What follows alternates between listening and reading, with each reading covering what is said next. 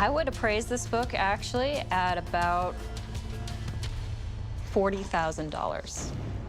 Let me tell you, you are lucky. You probably saved my job. Well, you can thank me with some chocolate or something. Rebecca Romney seemed like the perfect rare book expert on Pawn Stars. I would appraise this book actually at about $40,000. Let me tell you, you are lucky. You probably saved my job.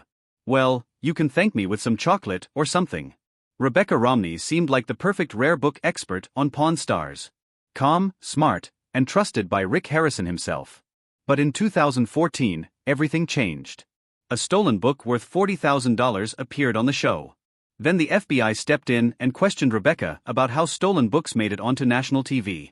By January 2015, she vanished from the show without explanation. No goodbye, no official statement. Today, we're uncovering what really happened behind the cameras and why the truth was buried for so long. Rebecca Romney was born on April 6, 1985 in the warm desert city of Phoenix, Arizona. Back then, nothing about her life pointed toward rare books or million-dollar manuscripts.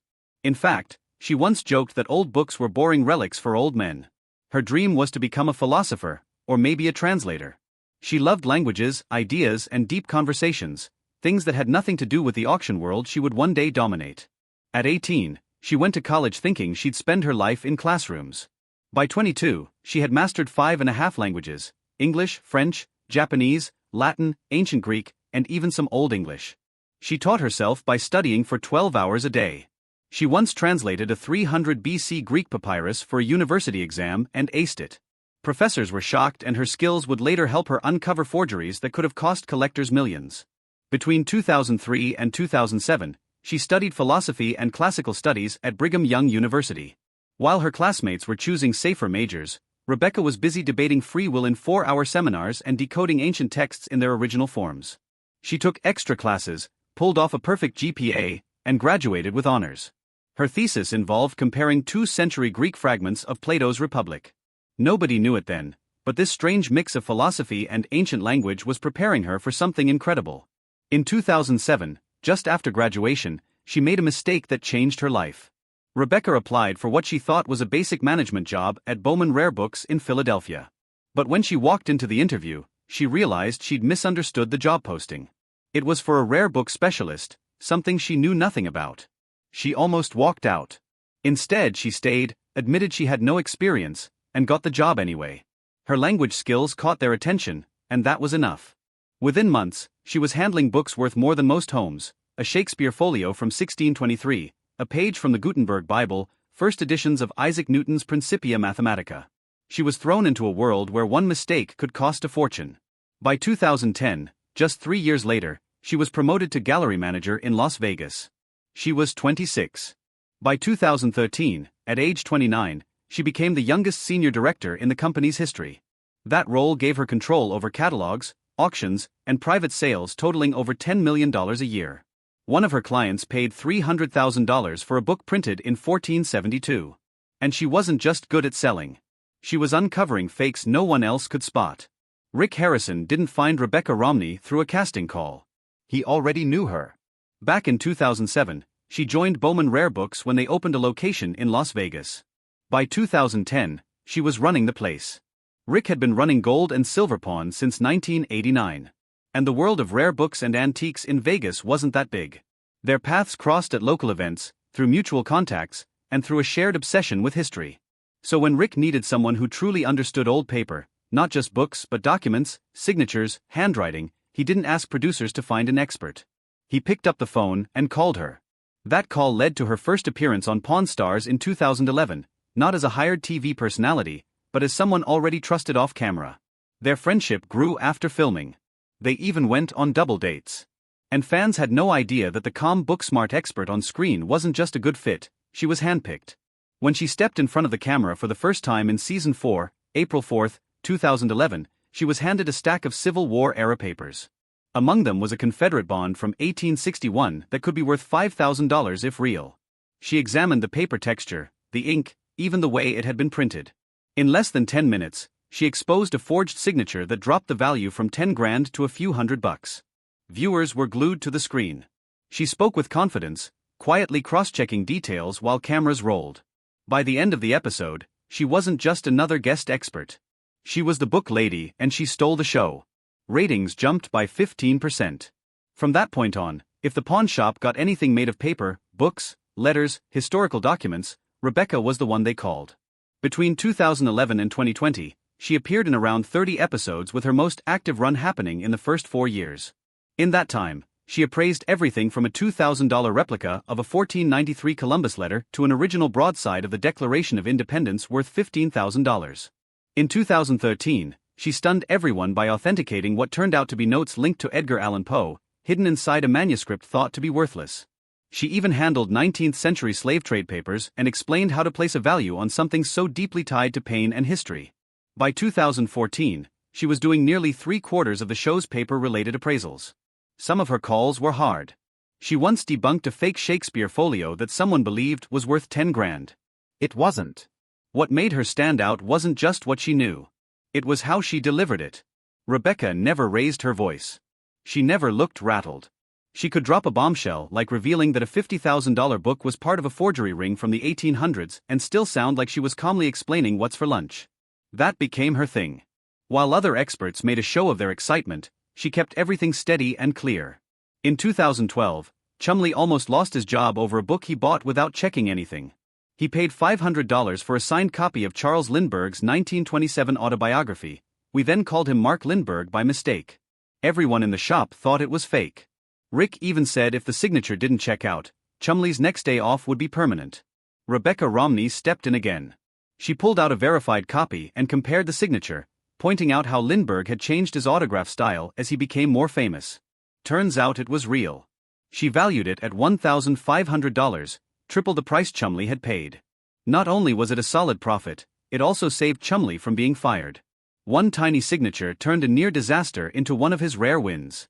Another time, someone came in with what looked like Revolutionary War bonds, claiming they were worth a fortune. But when Rebecca took a closer look, the truth was far stranger. These weren't revolutionary, they were Confederate, and they weren't just rare, they were missing. These documents had vanished after the Civil War ended in 1865. They were linked to stolen Southern assets that were loaded onto the USS Republic, a ship that sank in a hurricane that same year. The wreck was discovered in 2003, and by 2005, some of its corroded contents had been recovered. These bonds were part of that history, potentially worth $50,000, but they also came with legal baggage. Selling stolen items could land the shop in court. Police got involved. Rebecca's careful research kept the shop from buying something that might have turned into a lawsuit, proving that sometimes history comes with consequences. Then there was the time someone thought they'd hit the jackpot with a Shakespeare First Folio from 1623. Real copies of that book have sold for millions. One even fetched $9.98 million in 2020. The seller's copy looked impressive, but when Rebecca examined it, the flaws started to show. The paper didn't age right. The ink looked too clean, and it was missing tiny flaws that real 400-year-old books always have. She believed it was a fake, possibly inspired by the so-called false folio of 1619, a misleading collection made by William Jaggard and Thomas Pavia. Even those are valuable, but this one wasn't close. If Rick had bought it, the shop could have lost thousands. Her sharp eyes saved them from making one of the costliest mistakes in Pawn Stars history. But sometimes the items were as real as they come and just as powerful. That's what happened when someone brought in a first edition of On the Origin of Species by Charles Darwin. The book came out on November 24, 1859, and it sold out on its first day. Only 250 copies were printed. Rebecca took one look at the green cloth binding, the diagrams, and the ads dated June 1859, and she knew it was authentic. She valued it at $75,000. The impact of Darwin's book couldn't be overstated. It reshaped science and religion forever. Even Copernicus and Newton hadn't caused such a shock. Some copies, especially those with Darwin's personal notes, have sold for over $500,000. Later editions aren't nearly as valuable. For example, the 1862nd edition, where Darwin removed his odd whale bear story, is only worth around $9,500. But that first printing changed everything. And this one sitting in the shop was the kind of find that most collectors dream about.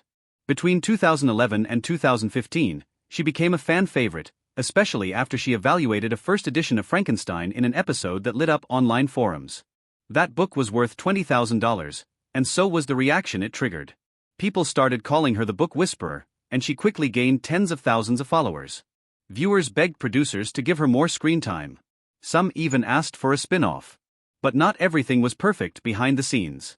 In 2014, an episode of Pawn Stars aired that would quietly set off one of the show's strangest and most unsettling rumors. A man walked into the gold and silver pawn shop claiming to have a rare 1841 edition of the Book of Mormon. Rebecca Romney, the show's rare book expert, examined it carefully and estimated its value at $40,000, but the seller wanted $100,000. After some back and forth, Rick Harrison managed to buy it for just $24,000. On the surface, it looked like another good deal for the shop, but then things started to unravel. Whispers spread that the book was stolen from the Marriott Library at the University of Utah. Not long after the episode aired, federal agents allegedly stepped in. The FBI, according to these rumors, seized the book and left the pawn shop with nothing. There was never an official statement and no charges were made public, but the story gained momentum through Reddit threads and YouTube videos.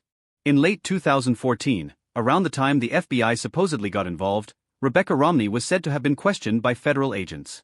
According to those whispers, the agents wanted to know how stolen historical books could make it onto national television without raising alarms. This wasn't an isolated case. In 2015, the FBI had already returned stolen books to the National Library of Sweden. Earlier in 2005 and 2006, they had arrested Forbes Smiley, who had stolen millions of dollars worth of rare maps. Romney was never accused of wrongdoing, but some believe the questioning deeply affected her. She had become known for confidently appraising books worth thousands. Now her judgment was under a shadow. Then came January 10, 2015. Rebecca Romney appeared on what would be her last Pawn Stars episode, where she appraised a pirate book from 1734. She said it was worth $1,000, but Rick, as always, bargained the price down to $400. Just like that, she was gone. After 4 years on the show and 19 episodes, there was no goodbye. The History Channel didn't explain her absence. Forums exploded with questions. Had she been fired? Was it related to the scandal? Some even believed she left after a personal tragedy. Others pointed to the show's growing criticism, accusations of faked appraisals, staged deals, and behind-the-scenes conflicts. But fans noticed something odd. Even though she vanished from the show, Rebecca Romney never removed Pawn Stars from her LinkedIn. To this day, she still lists herself as their rare book expert from 2011 to present. Some believe it's just marketing. Others think it might be part of a non-disclosure agreement. Either way, it keeps her linked to a show she hasn't regularly appeared on in years. In 2016, she moved to Philadelphia. Officially, it was for a promotion. She left the Las Vegas gallery behind and became senior director at Bowman Rare Books, handling library acquisitions and catalogs. She later worked in Brooklyn and eventually settled in Washington, D.C., where she co-founded a new rare book company. So yes, there was a perfectly